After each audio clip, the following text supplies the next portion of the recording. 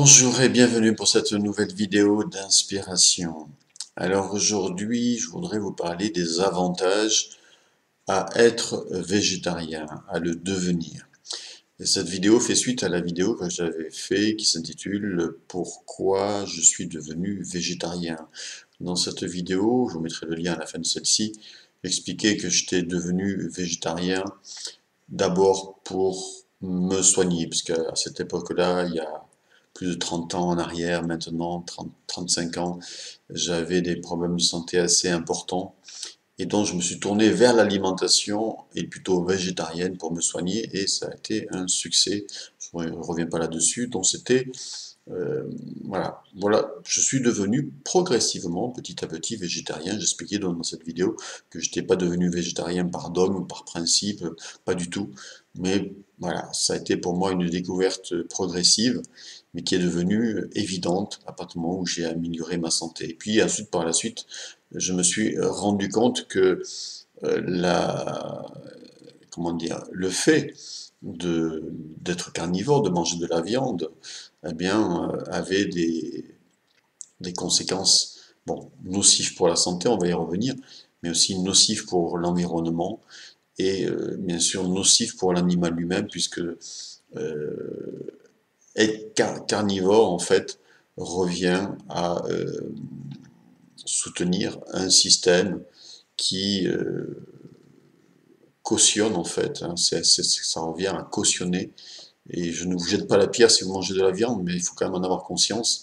Le fait, parce que toutes nos actions personnelles, individuelles, ben, ont un impact sur le collectif, il faut en avoir conscience. Après, moi à l'époque, j'avais pas conscience que l'animal souffrait, mais quand j'ai pris conscience que l'animal souffrait, ben, là, ça m'a vraiment radicalement déterminé à ne plus manger de la viande, ou très rarement, comme je l'expliquais d'ailleurs dans la vidéo précédente, je mange parfois un peu de viande lorsque je suis invité et qu'il y a de la viande, parce que je ne suis pas dogmatique, je ne suis pas radical, je m'adapte.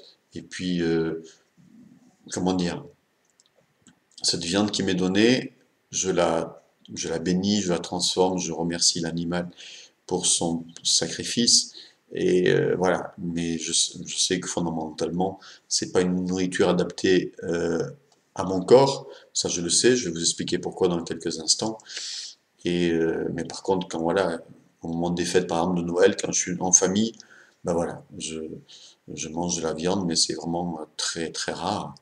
Et voilà, donc je, je suis devenu totalement végétarien à 99,5% ou 99,9% parce que aussi ben, j'ai compris qu'il y avait une souffrance animale et je ne veux pas cautionner cette souffrance-là. Je ne veux pas comment dire, en mangeant de la viande, je ne veux pas la soutenir, enfin, je ne veux pas cautionner ce système.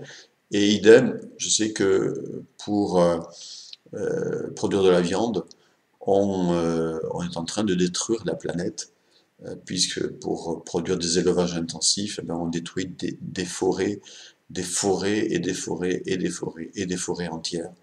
Euh, alors la forêt, c'est vraiment primordial hein, pour l'équilibre climatique, écologique de la Terre. Tout est issu de la forêt, donc c'est fondamental. Donc je ne veux pas non plus cautionner ce système qui détruit la planète. Euh, tout cela pour manger de la viande. Donc voilà, ça je vous l'avais expliqué dans la précédente vidéo, je n'y reviens pas. Par contre, aujourd'hui, ce qui m'intéresse beaucoup, c'est de vous dire quels avantages vous pouvez à terme retirer de devenir progressivement, pas à pas, un jour peut-être totalement végétarien. Alors, avant de vous donner les avantages, je voudrais quand même vous dire que nous ne sommes pas faits pour manger de la viande. Si, c'est démontré physiologiquement, de manière scientifique, on peut tout à fait démontrer que physiologiquement, je vous mettrai les références en dessous de cette vidéo, nous ne sommes pas faits pour manger de la viande.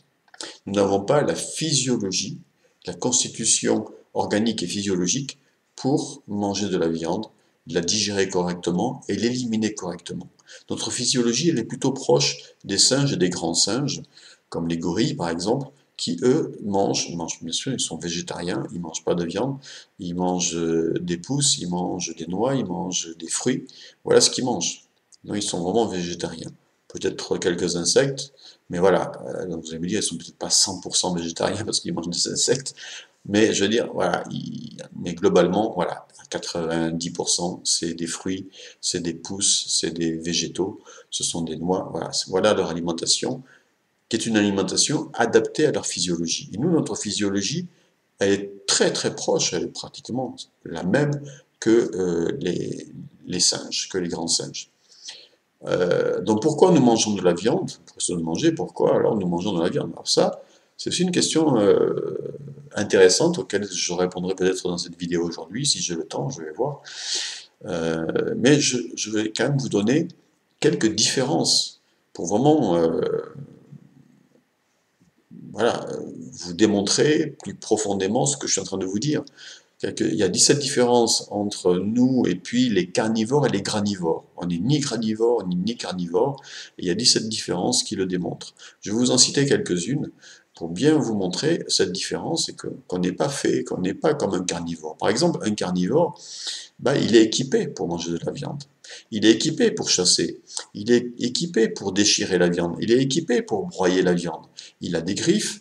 Si vous prenez un chat, un tigre, même un aigle, un vautour, etc., qui mange de la viande, ils ont des griffes, ils ont un bec acéré, ou alors ils ont, au niveau de la mâchoire, même si vous prenez un chien, etc., il a tout ce qu'il faut pour déchirer la viande. Est-ce que vous et moi, nous avons ça? Non.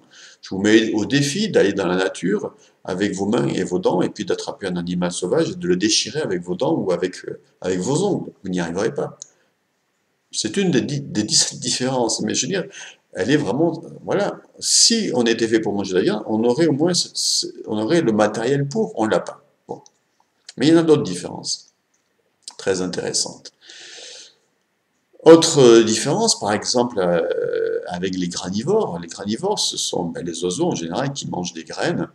Nous, on n'est pas fait pour manger des graines. C'est-à-dire que normalement, on ne devrait pas manger donc des céréales, du blé, du riz, etc. Vous allez me dire, ouais, mais les orientaux, ils en mangent depuis très très longtemps. Oui, oui, ok.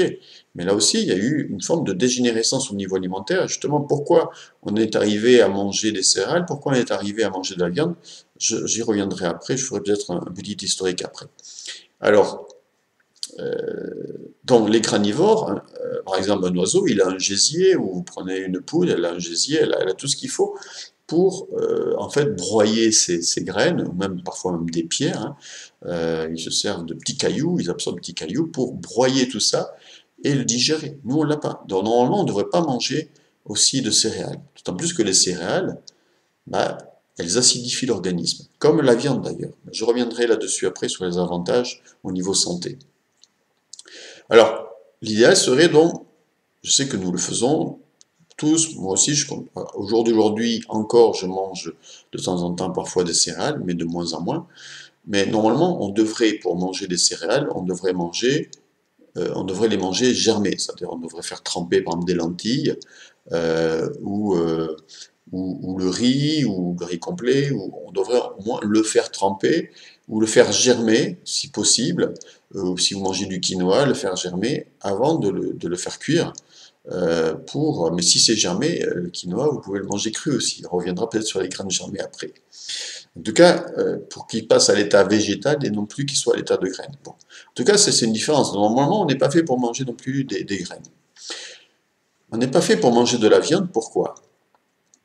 Parce que la différence est plutôt dans des végétaux avec un peu d'amidon, comme certaines racines que nous connaissons, qui ont un peu d'amidon, et aussi comme par exemple les pommes de terre qui ont bien sûr beaucoup d'amidon. Parce que nous, on a dans la bouche une enzyme qui s'appelle la ptyaline, qui, lorsqu'on met de l'amidon dans la bouche, va prédigérer cet amidon. Les carnivores ne l'ont pas. Donc eux, ils sont faits pour manger de la viande, et nous, plutôt des végétaux amidonnés. Bon.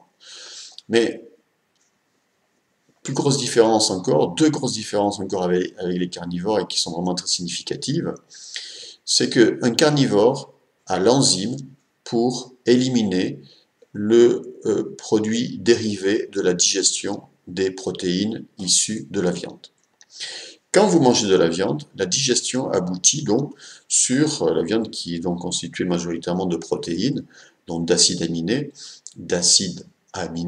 la digestion de ces acides aminés, la digestion de ces protéines va produire de l'acide urique. Et un carnivore, comme un chat par exemple, a l'uricase, l'enzyme qui permet de dégrader l'acide urique, ce qui permet d'éviter à son corps de devenir acide. Nous, en tant qu'êtres humains, nous n'avons pas l'uricase. Donc quand on mange de la viande, on produit de l'acide urique. Cet acide urique n'est pas spécialement éliminé. Alors, il est éliminé en partie, bien sûr, par le foie, etc. Mais on n'a pas l'enzyme qui permet de dégrader cet acide urique. Du coup, en mangeant de la viande, et tout à l'heure en mangeant aussi beaucoup de céréales, on va acidifier l'organisme. Et on sait, selon Louis-Claude Vincent, qui a mené des études là-dessus, faites vos propres recherches, vous trouverez les références, Louis-Claude Vincent, qui démontre très bien qu'une maladie, quelle qu'elle soit, dégénérative, va se développer sur un terrain acide. Si mes cellules, si mon corps est acide, je vais aller vers la maladie. Or, quand on mange des fruits et des légumes, quand on est végétarien, les fruits et les légumes sont basiques. Donc plus je mange des fruits, des légumes, des graines germées, des noix, etc., qui sont des protéines végétales, plus je vais vers, un régime basique et pas acide. Or, pour être en bonne santé, c'est important que mes cellules baignent dans qu'elles soient pas acidifiées, qu'elles baignent dans un terrain plutôt basique.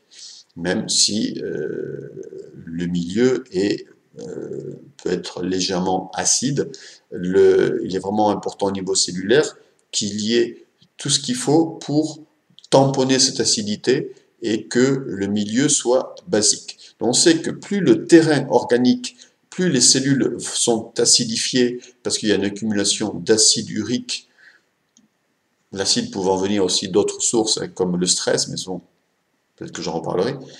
Plus donc on va vers un terrain acide, plus on va vers des maladies dégénératives.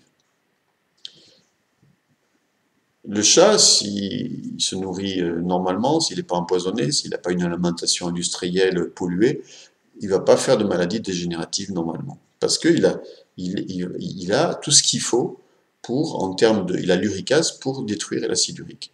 Quelqu'un qui mange beaucoup de viande, à terme, il faut voir ça aussi, c'est sûr que si vous mangez un peu de viande de temps en temps, mais si quelqu'un qui mange de la viande pendant tout le temps, tout au long pendant 10 ans, 20 ans, 30 ans, à terme, son terrain devient acidifiant. Et plus son terrain est acide, plus il a de fortes chances de connaître une dégénérescence au niveau cellulaire, et donc des problèmes de santé qui peuvent devenir à terme importants. Je ne vous cite pas toutes les maladies qui peuvent dériver de ça, comme les maladies cardiovasculaires, comme toutes les maladies aussi d'encrassement, hein, comme par exemple le cancer, donc, ou les allergies par exemple. Bon, passons là-dessus, mais voilà. Donc, alors que donc ça c'est la différence. C'est une différence avec les carnivores. Nous, on n'a pas l'uricase. Donc, par contre, si je mange végétarien, j'amène des bases, des éléments basiques dans mon corps, qui vont contrer d'ailleurs toute forme d'acidité, y compris l'acidité liée au stress, par exemple, donc équilibrer le terrain. Et un terrain donc plutôt basique est un terrain qui est en bonne santé. Autre différence, et je terminerai par cette différence, parce qu'il y en a quand même 17, c'est que un carnivore, comme un chat, a un intestin court. Ce qui permet donc de digérer rapidement et d'éliminer rapidement les déchets issus de la digestion des protéines de la viande. Donc, nous, on a un intestin beaucoup plus long, qui est très long. Ce qui fait que les déchets, enfin les restes de la digestion de la viande, va rester longtemps dans l'intestin et va putréfier. D'où les mauvaises odeurs. Bah ouais. Pas qu'au niveau, pas quand vous allez aux toilettes. Hein. Les mauvaises odeurs aussi au niveau de la peau. Au niveau de la peau. Au niveau aussi de la bouche. Au niveau de la laine. Plus vous allez manger, et ça c'est, on commence à parler un petit peu des avantages. Un des avantages à manger végétarien, c'est par rapport aux odeurs. Je vais citer le cas de ma propre compagne, Christine. Quand je l'ai rencontrée, elle était carnivore. Je ne l'ai pas convertie au végétarisme, pas du tout, parce qu'elle fait ce qu'elle veut, mais petit à petit, effectivement, moi, mangeant moi végétarien, bah, petit à petit, elle s'est mise à manger plus végétarien, à manger moins de viande, jusqu'au jour où la viande, comme moi, elle lui disait plus rien. Quand je l'ai connue, ben, elle avait des odeurs fortes, au niveau de la peau, au niveau de la laine, etc. Et puis elle se mettait des déodorants. Je lui dis, mais t'as pas besoin de ça. À partir du moment où tu vas manger plus de fruits et de légumes, tu verras que tes odeurs vont diminuer. Ben, je peux vous assurer qu'aujourd'hui, après plusieurs années, ben, elle se met plus de déodorant, elle n'a pas besoin de déodorant, elle n'a pas besoin de déodorant. D'ailleurs, c'est une catastrophe de mettre des déodorants. Quand vous mettez des déodorants, vous, en fait, vous empêchez. C'est quoi les mauvaises odeurs? C'est l'élimination des toxines. Si vous mettez des déodorants, vous empêchez l'élimination des toxines. Donc ces toxines, elles rentrent et vont continuer à encrasser les cellules et à terme, c'est des problèmes sont des problèmes de santé. Mais à partir du moment où, effectivement, où vous mangez sainement, avec une alimentation vivante, plus de crus, plus de fruits, plus de légumes, etc., plus de végétaux, ben vous n'avez plus ces mauvaises odeurs.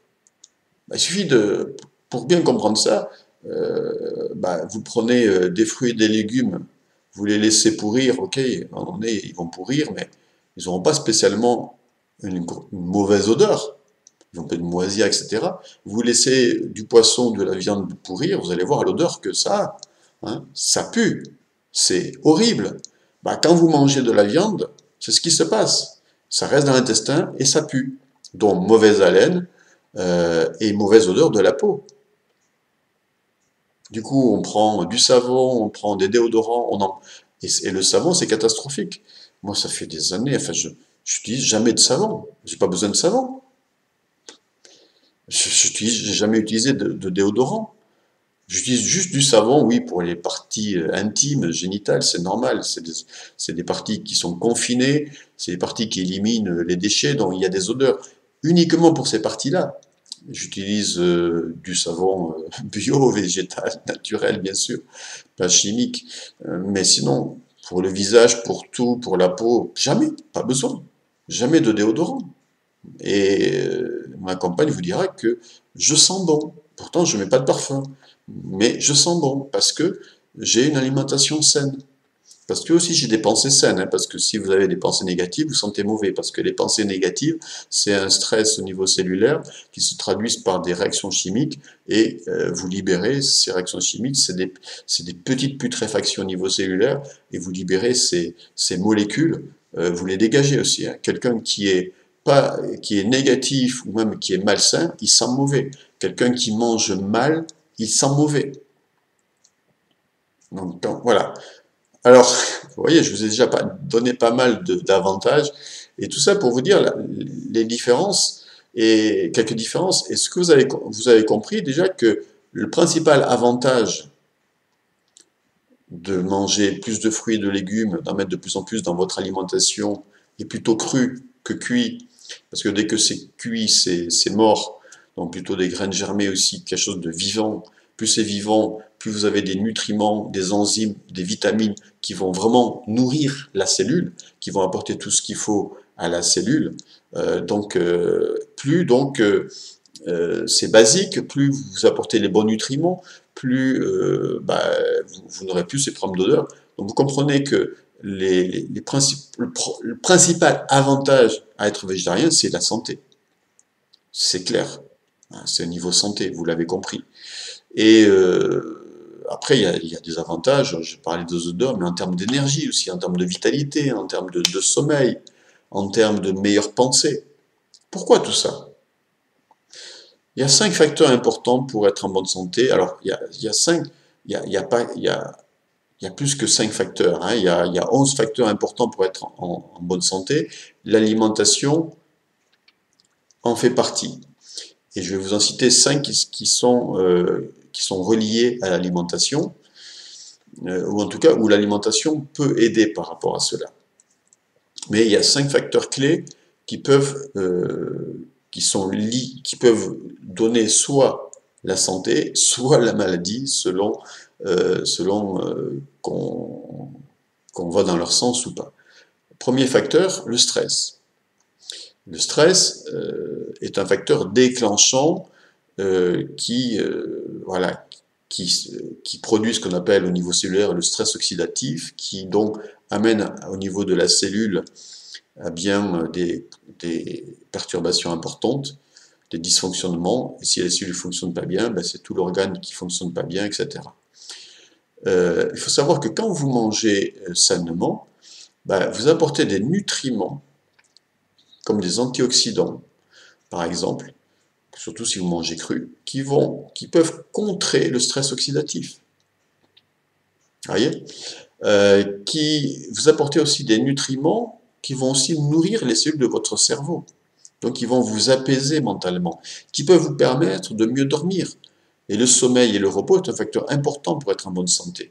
Donc, la nutrition, déjà, peut vous aider à être plus calme, plus serein au niveau émotionnel. On sait que la nutrition, c'est de la biochimie, c'est de la chimie, ça agit, et que notre corps, c'est de la chimie, qu'il y a une relation entre le cerveau, que le cerveau, c'est de la chimie, qu'il y a une relation entre nos pensées et la biochimie du corps. Donc, quand vous apportez les bons nutriments à votre corps, notamment en mangeant vivant, où vous pouvez trouver tous les nutriments, tous les antioxydants, toutes les enzymes, tous les oligo-éléments nécessaires au bon fonctionnement de la cellule, en fait. Dans les fruits et les légumes. Pas dans quelque chose qui est cuit. Dans les fruits et dans les légumes, vous avez tous les nutriments essentiels à une bonne santé. Donc, il faut savoir que ce que vous mangez, vous êtes ce que vous mangez. Hein.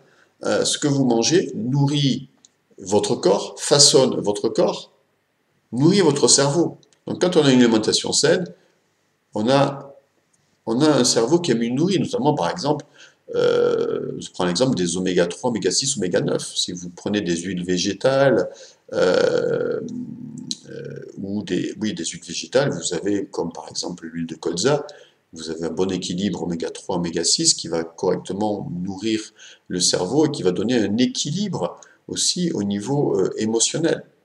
Il y a un rapport entre cette biochimie et puis l'émotionnel. Si le cerveau est bien nourri, bah, il est moins stressé, il raisonne mieux, il est plus posé, il est plus serein. C'est bon pour le mental, c'est bon au niveau intellectuel, c'est bon pour la réflexion, c'est bon pour la concentration. Si vous mangez mal, bah, si vous mangez de la viande qui a souffert, qui a vécu le stress, bah, vous mangez la souffrance. Et vous l'absorbez, et vous l'avez aussi au niveau de votre cerveau. Tout est vibration, n'oubliez jamais cela. Donc, quand on mange un morceau de viande qui est passé par l'abattoir et qui a souffert pendant l'élevage peut-être, si l'élevage a été très mal fait, et souffert pendant l'abattage, eh ben, cette souffrance, elle est inscrite dans la viande. Quand vous mangez quelque chose, vous ne mangez pas que la substance physique, vous mangez la vibration, vous mangez l'énergie, et vous l'absorbez, et ça nourrit vos cellules, ça nourrit votre mental. C'est ça qu'il faut avoir conscience. Donc quand si vous devenez végétarien, ou si vous mettez plus de fruits et de légumes, vous allez aussi avoir une meilleure vibration dans votre tête et dans votre corps. Donc, vous allez apporter aussi tous les nutriments essentiels. Qu'est-ce qu'il faut pour que la cellule fonctionne bien? Il faut qu'elle ait tous les nutriments essentiels. Donc, vous allez lui apporter pour qu'elle fonctionne bien. Qu'est-ce qu'il faut pour qu'une cellule fonctionne bien? Il faut aussi qu'elle soit saine. Si vous lui apportez des aliments sains, elle aura plus. Il lui faut aussi de l'énergie. Donc, elle aura plus d'énergie. Et l'énergie, elle pourra mieux fonctionner. Les mitochondries de la cellule pourront mieux fonctionner. Donc, du coup, elle aura plus d'énergie pour se nettoyer. Parce que bien sûr, même si je mange bio-végétarien, je produis des toxines. Donc, pour éliminer, parce qu'on produit des déchets par la digestion, etc. Donc, pour éliminer les toxines, ben, la cellule, en étant bio-végétarien, va pouvoir mieux éliminer les déchets qu'elle génère par son propre fonctionnement. Tout organisme vivant produit des déchets, donc va pouvoir elle aura plus d'énergie, elle aura tous les nutriments qu'il faut pour éliminer les déchets, donc pour rester toujours saine et pour bien fonctionner. Si une cellule fonctionne bien, c'est l'organe qui fonctionne bien. Donc vous l'avez compris, manger végétarien ou mettre une majorité de fruits, légumes, au moins minimum 60% de fruits, légumes dans votre alimentation quotidienne, c'est le minimum. Vraiment, là, je suis très généreux, hein, je devrais dire plutôt 80%. Mais voilà, si vous commencez ce type d'alimentation, au moins 60% de fruits, légumes, déjà, ça va vous permettre donc à vos cellules de mieux fonctionner. Donc les avantages, ils sont considérables en termes de santé. On sait que l'alimentation est un des facteurs. Il n'y a pas que ça, hein. Il y a le stress, il y a le repos, il y a le sommeil, il y a les pensées. Pour être en bonne santé, c'est 11 facteurs. Bon, j'ai fait une vidéo là-dessus, je vous renvoie à ma playlist sur la santé.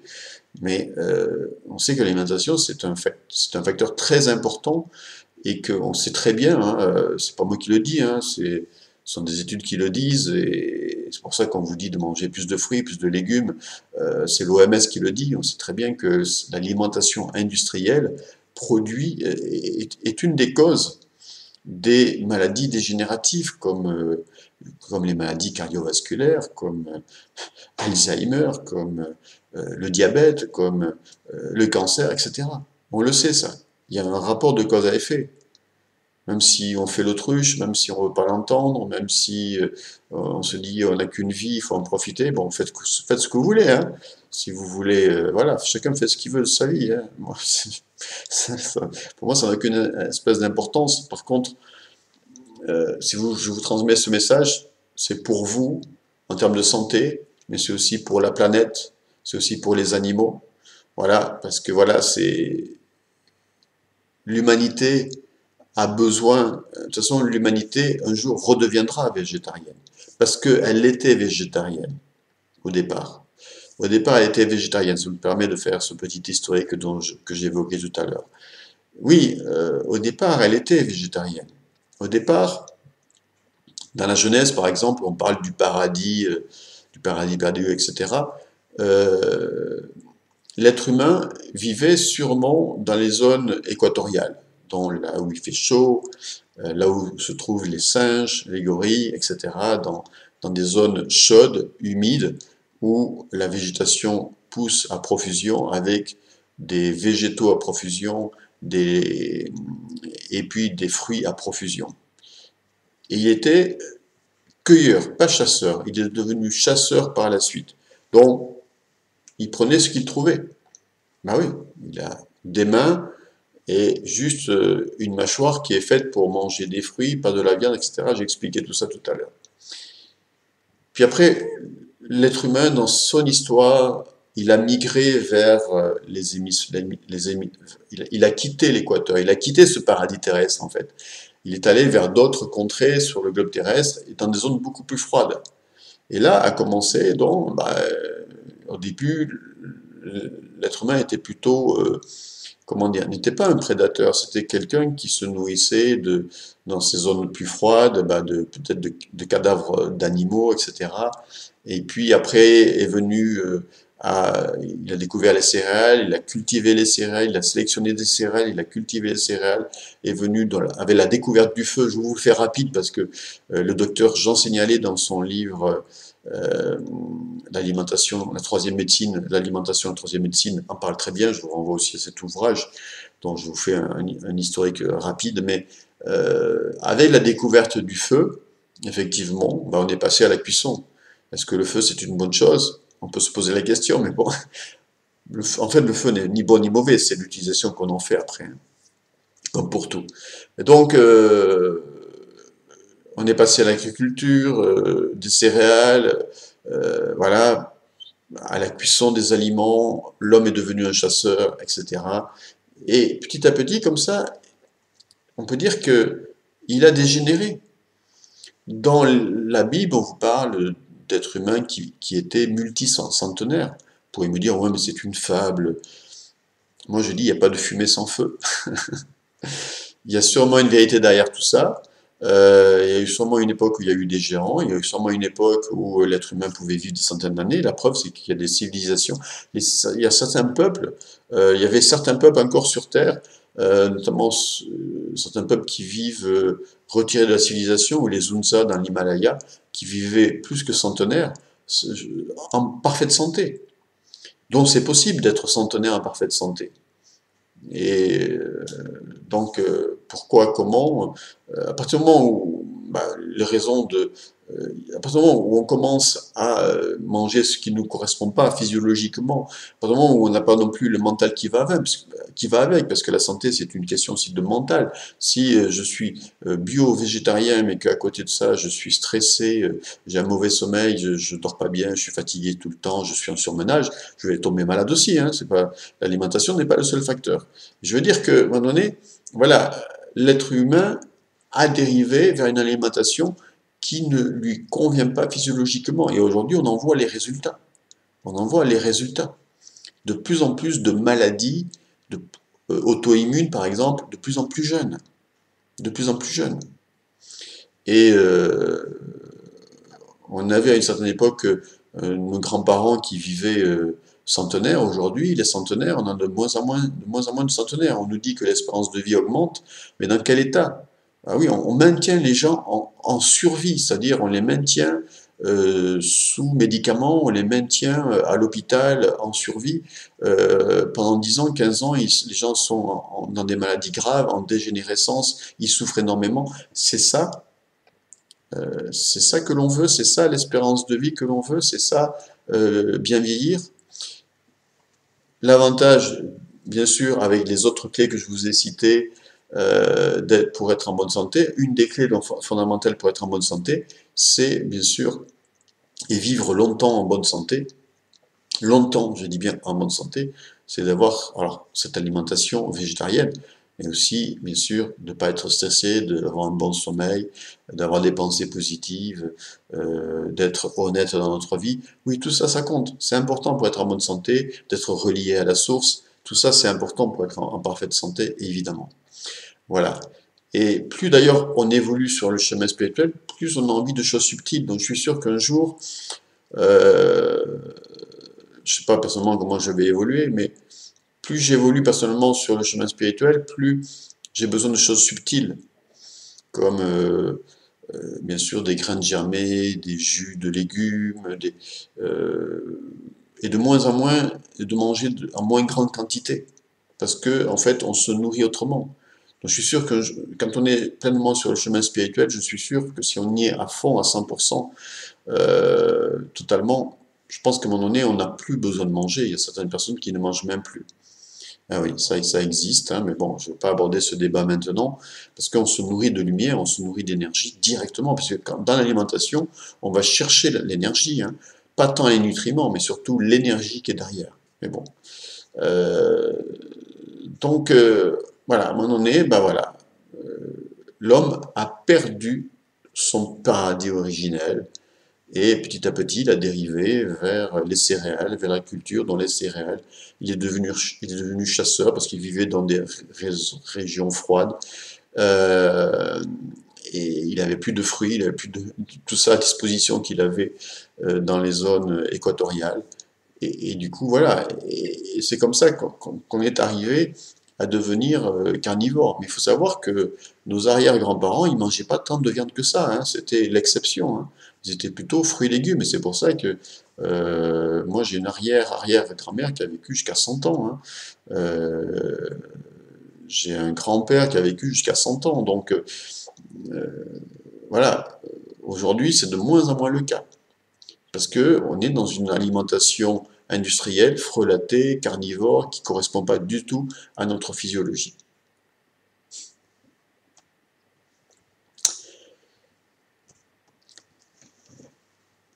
Voilà, j'ai terminé cette vidéo. Je vais arrêter là parce que ça commence à faire long la vidéo.